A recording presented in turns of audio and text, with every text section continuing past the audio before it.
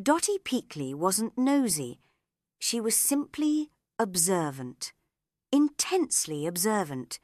Especially when things weren't where she left them. And on that particular Thursday afternoon, as she stepped into her quiet countryside cottage, she noticed something very wrong with her teacups. They had been rearranged. Not just moved, arranged. By height and by colour, in a neat rainbow arc that looked a bit too carefully arranged. Dotty blinked.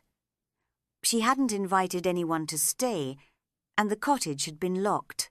The heating was off, the curtains were drawn, and her puzzle, which she'd been halfway through, was now fully assembled. Incorrectly. Dotty gently placed her bag on the floor with a calmness that would have alarmed anyone who knew her better. She adjusted her cardigan, straightened a table mat that didn't need straightening, and whispered, "Right then." The jam was still in the cupboard. That was helpful. That evening, Dotty placed a jar of plum jam on the windowsill just beside the creaky floorboard in the kitchen. The one that creaked in a way that gave it away every time.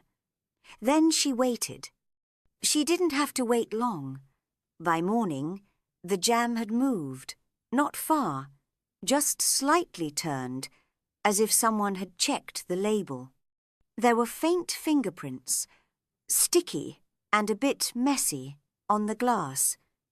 On the counter was a used napkin that hadn't been there the day before, and in the bin, beneath her old receipts, was a new one, a purchase from the local garden centre. Dotty didn't garden. Back in the sitting room, she picked up her crossword book. Pencilled-in answers filled the previously empty grid. All wrong, of course, but written with surprising confidence. Dotty made tea. 2 cups. She was feeling generous. That afternoon, her neighbour Susan popped by, holding a bag of lemons and a tired expression. Dotty raised an eyebrow. "How's your daughter?" Susan breathed out. "Clara's visiting this week. The twins are at home with her partner." Dotty nodded. "So, Clara's here, on her own?" "Yes, taking a break from everything. She says it's impossible to think in that house." Dotty handed her a lemon from the bag. "Or perhaps," she said calmly, "she's been thinking in my cottage." Susan blinked.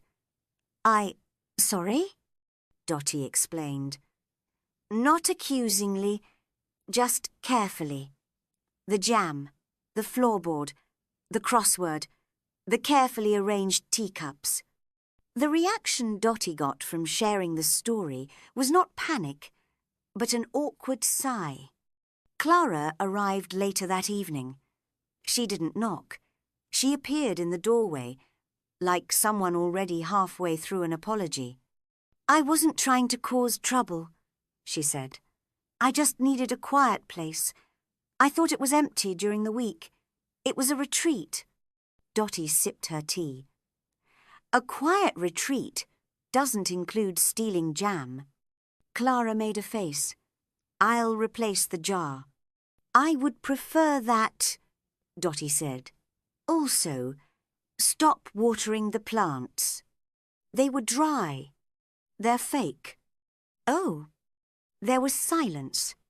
Clara glanced at the puzzle.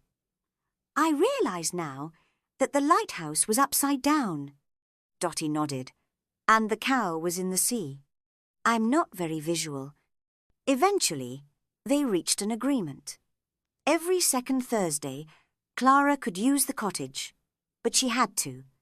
Replace the missing jam, bring her own pencils, and leave Dotty's puzzle alone. "Oh," Dotty added as Clara turned to leave, "you might want to try the Post-Times crossword next week. It's trickier." Clara paused. "Thank you." Dotty didn't smile, but her eyebrow lifted slightly, which, for her, was the same thing.